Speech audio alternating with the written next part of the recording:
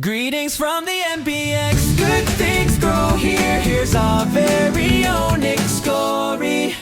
Ladies and gentlemen, welcome to Good Things Grow Here. I am not Nick Story, but I am your host for today. Nick is out on vacation signing those autographs all over the world, so I stepped into his place and very excited and very proud to have Mr. Tom Hoyt in the studio with us today as our guest. Welcome, Tom. Thank you very much. Thanks for coming on Hey, the everybody. show. How's it going? It's going. It's going, not gone, but going. Tom and I met, well, I guess we met about a year ago, but have had networks and family relationships and contacts basically throughout our whole life from what I remember. Grew up with your mom. That's right. Yeah. Absolutely. Shout out to Dumfries and There you go. And the lake, which is where I grew up, I guess. Yeah. Yeah, absolutely. Why don't you tell the folks a little bit about who you are and what you've accomplished? I know that list is large. Well, no, and trust me, this, as I've said earlier to Ray, this should not be about me. I've just been a part of a bigger picture in the whole thing.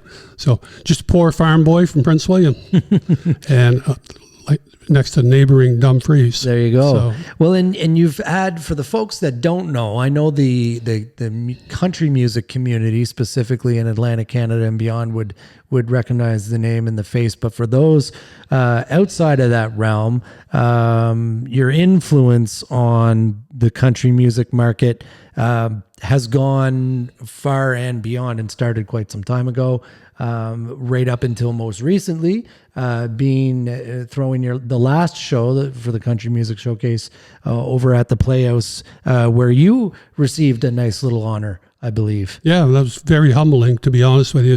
So I guess I'm the recipient this year of the 2026 Playhouse Honors. So that and $2.50 will buy you a coffee.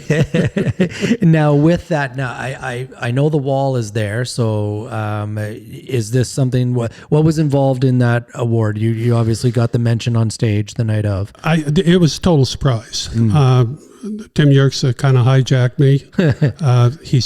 He said that he just wanted to, talk to the crowd, the showcase patrons, and so on and so forth. So I kind of got hijacked.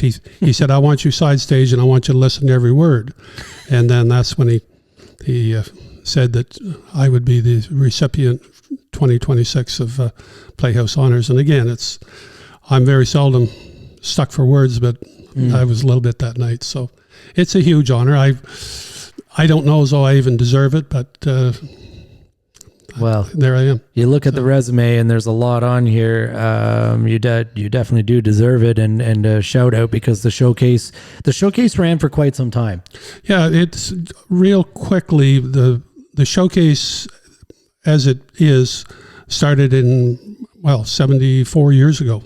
Started in 1952 by a radio announcer at CFNB, and he ran it for about 10 or 12 years, and then he moved off to Montreal, and it went into hiatus until probably the early 1980s, and then Jim Burns, who was a city councillor, decided he wanted to do something, so he took the Capital City Capital Co-op Jamboree, as it was known initially, and he turned around and called it the Capital City Jamboree, and started doing shows at the Playhouse, and they used to televise it on AFN or One of those, yeah. CTV Atlantic anyway. Yeah. And, they had some pretty high-profile people on there.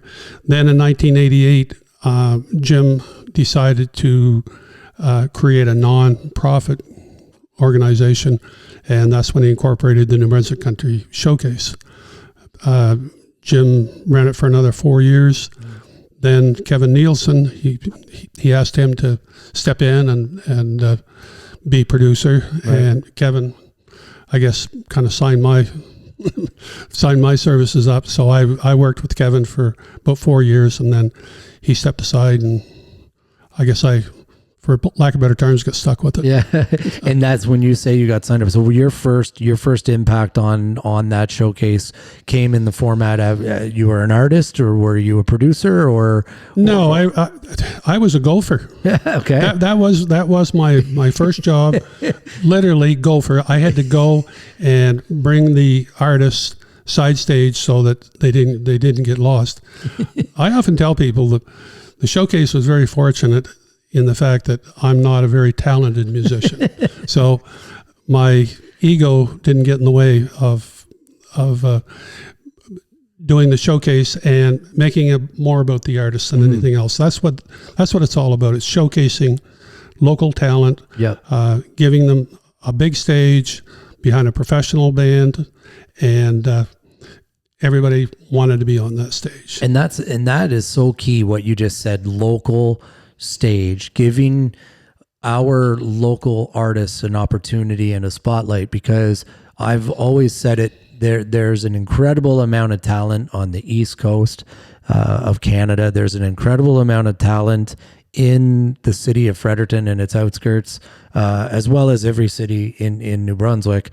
So having a show like the Showcase, an opportunity and a stage, you've seen artists throughout the years that you have been involved. Are there any that stand out, or memorable moments, or artists that you can call on from the shows over the years? Well, in my time, and I did it I was producer for 30 years. Mm-hmm. We had some fairly significant higher profile people that kind of got their start or their roots in the New Brunswick Country Showcase. Right. Joan Kennedy. That's right. Julian Austin, Chris Cummings. They all were part of the Showcase family. Right. And there's been a lot of them go on to bigger and better things. I have to say that, just as a side note here, people ask me, what do you get out of the Showcase? I mean, it certainly is not monetary. Right. I'll tell you right now, it's a lot of hard work and so on and so forth. But what I get is when I see, especially the newer, younger people, the first time they come off that stage. Right. On our last show, we had, and you know her, a young lady from up in Heartland. That's right. Yeah. Iris Lloyd. She's only 12 years old. Yeah. And she'd never really sung with a band before. Right. And we had a couple of rehearsals, and I coached her a little bit. That night, when that young lady, very talented young lady, came off stage, she was walking about 3 feet off the ground. And she's only 3 feet tall to begin with. That's right. And she, she come over and thanked me, and her mom thanked me. That's kind of what I get out of it. But that's exactly what it's about, right? Yeah. That's exactly what it's about. And without the work that you've done, hats off to you, by the way, for everything, because it gives the platform for the Irises of the world an opportunity to shine, to work with professionals in front of house and back of house. On a professional stage in the capital city of our province, a beautiful city at that. Yeah. And Iris, I believe, I know, because she's been here on our stage and will be returning this fall. But there's other names in there that have also donned that stage, who will continue to don our stage. Julian Austin being one. Yeah, the Martin Boys. When they first came on, Micah. Yes. Was Iris's age. He was 12 years old. Yeah. And I'll never forget, they were dressed up in little, almost like tuxedos.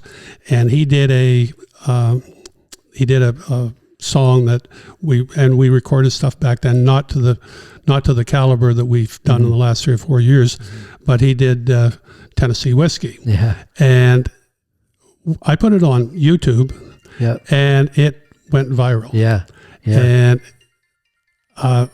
I mistakenly took it down.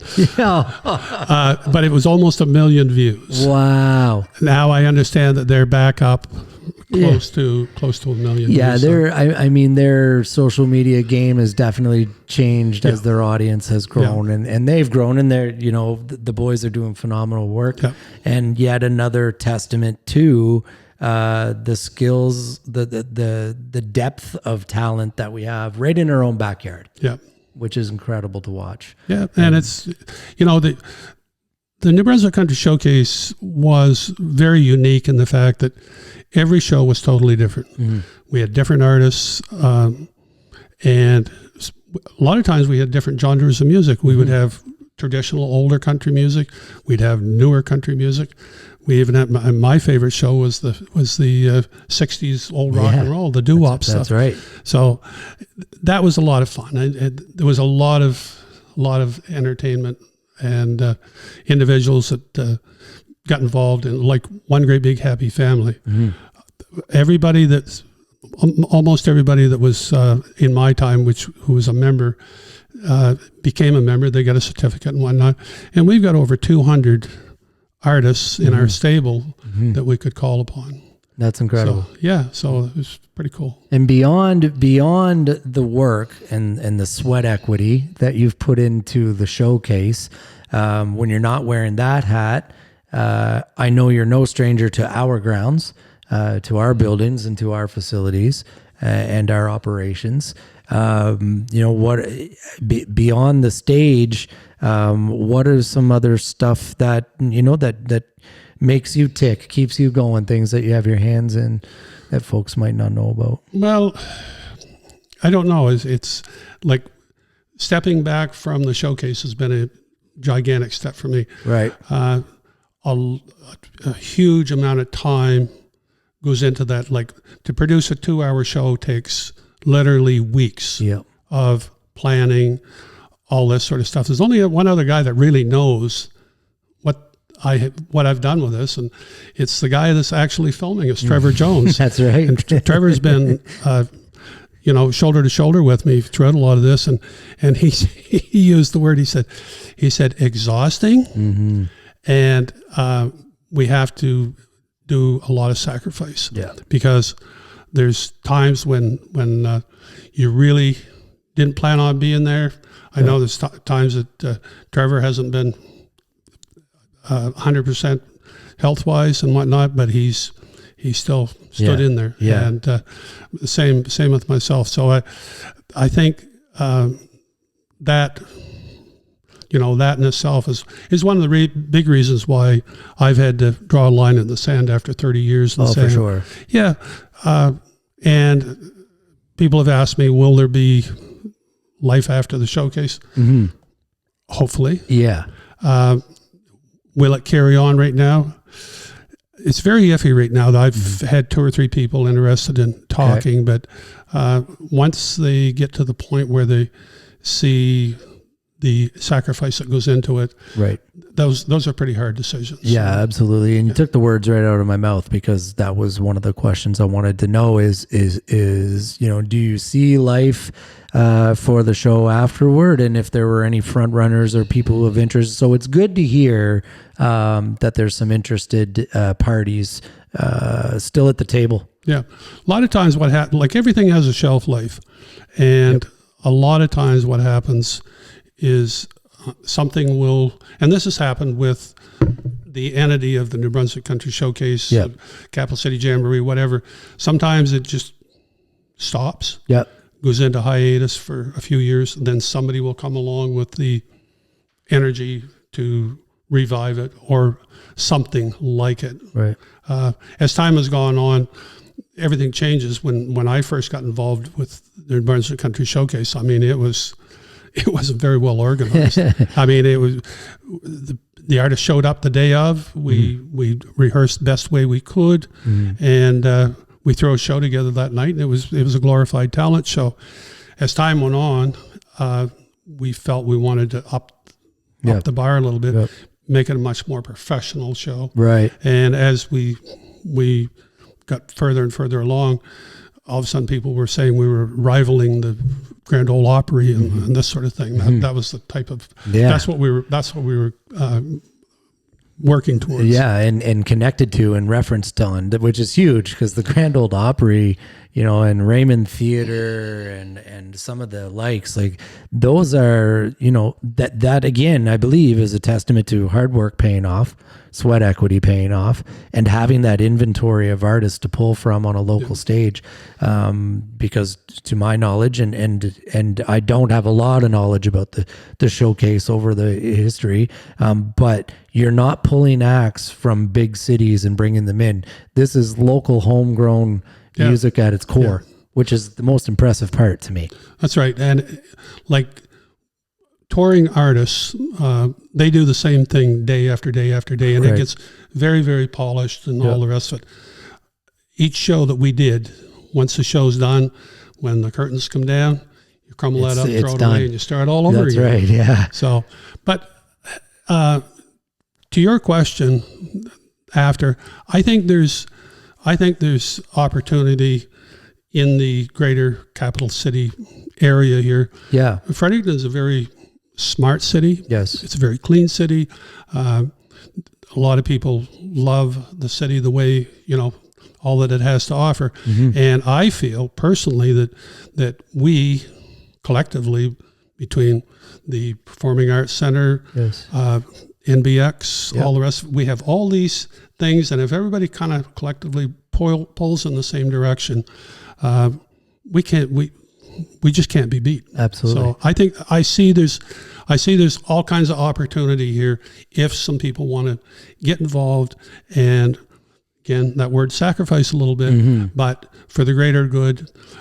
We got a fantastic facility here. That's right. That I feel can be used in order to be an intricate part of the social fabric of the city. 100% agree. We have a stage for everybody. Yep. There are the new Playhouse is a world-class structure that will have and does already have world-class leadership in Tim and his team, and the expansion that I'm sure they'll have to undergo to facilitate the sheer size of it. And there are acts, you alluded to it off camera before we started. There's a place for everybody. There'll be acts and artists that will have a home in a theater, on a stage of that magnitude. And then there's other acts and artists who their vibe fits better in other areas, which I may be biased here, but we have 40,000 square feet of indoor space that can be transformed into any size show you wish. And I feel that we have an interesting inventory to offer for that. You mentioned Julian Austin earlier being on that stage. Julian is one of our openers for the Trooper Show, classic rock Trooper Show on June 12th during Ribfest. And that, I think, speaks to exactly what we're talking about here. You get a different vibe depending on the doors you walk through. There's no question. And at the Hawks new Performing Arts Center, it's a soft seat venue. Mm-hmm. I love theater because there's so many places to hide, and you can do that magic there when you do a production of the size of what we did. Mm-hmm. But also, not everybody wants that type of atmosphere. Exactly. I mean, when you go to a theater, you walk in, you sit down, and you wait for the curtains to open, and away goes the show. Mm-hmm. A lot of people, especially younger people today, they want to be moving. They want to be going with the vibe of what's going on. Yeah. And that's where this place comes into play. Mm-hmm. I know I've tried several things with the New Brunswick Country Showcase to try and appeal to the younger genre of people. And we just couldn't really bring that thing in because we were a theater type show. Yeah. Now, when I created Maritime Countryfest back in 2006, that became more of a festival where people could move around, have a beer, and all the rest of it. That's what I see may be able to happen here. Right, so that it's more of a, it's not as restricted, I guess, for lack of better terms. People can move around, and they'll probably be talking when the music's playing and all the rest of it. You don't do that at the Performing Arts Center. It's almost an energy, right? Yeah. Like I recall my first show ever at an arena concert, and it was here in the city of Fredericton. It was at the Aiken Center back in the early '90s when grunge rock was up and coming, and it's one of the most talked about grunge rock shows that happened at the Aiken Center for a lot of reasons, some good, some not so good. But the artists played. They're no longer allowed to come here anymore. Well, I wish they could. I would still go see them to this day. But the energy that was in that building is exactly what you're describing. Yeah. You were up, you were moving. I was younger at that time, and that vibe versus when I attended my first theater show was completely different. The preparation to get to the show was different. The preparation before the lights went down, and that experience was different, and then the show was different. One's not any better than the other. No, you're absolutely right. Absolutely right. They're totally different. Yep. When you go to the Playhouse, yep, this is your expectations are that these people perform. You're fixated on what's going on. When we do like a thing here, it's more of a it's not as restricted, I guess, right. is the only way I could put it. Yep. And you can move about, and a lot of people, and like I say, there's room for everybody here. Yep. But a lot of people like that type of atmosphere. That's so right. They move around, have a beer, go see your buddy. Yep. What do you think of the band? Oh boy, I'll tell you, they're good, aren't they? Look at that lead guitar player. Yeah. You don't get to do that in theater. Yeah. So I see a tremendous opportunity here. Mm-hmm. You know, we'll see what happens. The inventory is here, and I know there's been a lot of talk around what's happening with the expropriation with the city right now, and how that's all going to lay and play out. And at the end of the day, I'm of the same mindset as you.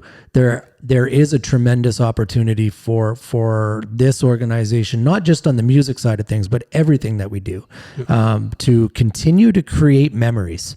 Because at the end of the day, people ask me sometimes, well, what is it that you do? What product or service do you offer? There's a million different ways I could answer that question. But at the end of the day, there's one mainstay or topic that always comes up when I ask people what they think of the place, or what happened, or have you ever been, or the 100, it's 100% of the time, the exact same thing happens. You know what it is? People tell me a story. They tell me a story about something that happened, or they met their wife here, or they went on their first date here, or they attended such and such, or their grandparents brought them to the musical ride here. And I convey that, and I boil that down to the ridiculous, and I say, the product that we offer is creating memories that last forever. And no matter what shakes out with the city and what's happening currently, there is space to achieve everybody's goals and to continue building those memories. It just may not be the exact same visual and the experience as it has been for the last 199 years, because this hasn't been, if you look back through history, we've gone through, this isn't the only grounds we've occupied. We've had 2 other locations, lost both of those buildings to fires, and both of them were immaculate, beautiful structures. And this building now, where it sits, being our third space, obviously the city has grown around it. And this space has become a hotbed. It's prime real estate in downtown, and sure, there's a whole bunch of people that want to get their hands on it, but we're here. Right? Well, I think the citizens of the greater Fredericton area, they deserve to have a place where they can go and be entertained. Have some fun, and all the rest of it. It can't be all about money. It can't be all about housing. And I'm sorry, you move this outside the city, and it loses everything that it's here about. So, I'm I'm a firm believer that the NBEX has to stay here. I believe it has to grow, and I think there should be harmony between the group here and the city, and together they can all move forward and create better, bigger, and more wonderful things. Because even though the NBEX kind of sits a little bit outside what's going on in City Hall, it's still part of Fredericton. Absolutely. You're still part of the bigger picture. Absolutely. Yeah. So you're just one part of, you're a part, same as what the Hawk Center is a part, same as what, all the different other venues are. Yeah. And we're at a Y in the road here now, I believe. Yeah. That now everybody's got to take off their armor, let's sit down, and let's move this thing forward for everybody. And everybody can take pride in what's going on, including the city of Fredericton. Right. Yeah, I fully agree. It's interesting and ironic to hear Music Man talk about harmony. I caught that. And I agree with you. There is a cooperable scenario here where everybody wins. And I believe if you break it down to our Constitution, on both ends of the table, we're here to do what's in the best interest of our organization and to the citizens and our community and the people of Fredericton and beyond. And there is a phenomenal inventory of spaces within our city that does that. And we're included in that. You're part of it. Yeah. And I think anybody in the city, city council, so on and so forth, that's listening to us, embrace this opportunity to be a part of something bigger and better than the way it exists today. Absolutely. So, well, 199 years and going strong. We celebrate 200 years in 2027. You don't look a day over 50. Thank you. I feel it. Some days they feel a little tighter than others, but I'm getting there. No, it's there's still a lot of work to be done, but we're making inroads. But honestly, it would be all for nothing if we didn't have community leaders taking passion hobbies and turning them into exactly what you have done over the last 40 years and beyond. So, thank you for coming in today. Thanks for the opportunity. And for everything that you've done for those musicians on a local town. I'm the least musically inclined individual you'll ever speak with. I play a mean record. That's about it. But I've watched and I've hired some of the same folks for here. And I share that vibe that you get when they come off the stage. Yeah, it's again, as I said at the top of the podcast, I don't classify myself as a musician or I'm an entertainer, and that's what I love to do, and that's what we do. That's what you do. You create opportunities for entertainment, and I see a lot of good things ahead of us. So agreed. I'm not going anywhere. There you go. Well, that's awesome. Well, thank you so much for your time. Thank you, Ray. Again, special shout out to Nick Story, who couldn't be with us today. I hope I filled his shoes. I know I'll never fill his goatee, but you got to get that's all. I'm trying. Get a longer beard. I'm trying. I'm almost as gray as Nick is, but I'm not quite there yet. But thanks everybody for tuning in. Just remember, good things do grow in your own backyard, and that's what we're here to discuss. And Tom is a shining example of that. Up next for us is a big one. Rib Fest is right around the corner, June 11th to the 13th. It's going to be a heck of a 4-day show. We have a Friday night headliner, world-renowned classic rock band Trooper will be here to raise a little hell with Julian Austin as an opener. And then we also have local homegrown boy Josh Norrad, who's gonna join the stage there at the beginning of the show. So I'm really looking forward to that. And if that wasn't enough meat on the bone, see what I did there with ribs and everything. Saturday night, we've teamed up with a world-class entertainer and a world-class boxer, Brandon Brewer, who's also a local Prince William boy. Definitely a neighbor.